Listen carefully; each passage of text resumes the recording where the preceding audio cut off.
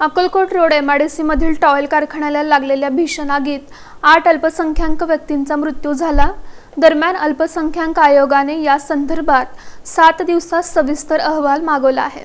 सोलापुरातील Akkalkot road MIDC परिसरातील एका towel कारखान्यात 18 मे 2025 रोजी लागलेल्या भीषण आगीत 8 अल्पसंख्याक व्यक्तींचा दुर्दैवी मृत्यू झाला। या हृदयद्रावक घटनेनं शहरात शोककळा पसरली असून प्रशासन आणि जबाबदार यंत्रणांच्या भूमिकेबाबत प्रश्नचिन्ह उपस्थित केलं जात आहे। या घटनेची गंभीर दखल घेत महाराष्ट्र राज्य अल्पसंख्याक आयोगाचे सदस्य वसीम बुरान यांनी तातडीनं घटनास्थळी भेट देऊन परिस्थितीचा आढावा घेतला। त्यांनी मृत व्यक्तींच्या कुटुंबियांची भेट घेऊन शोकसंवेदना व्यक्त केल्या।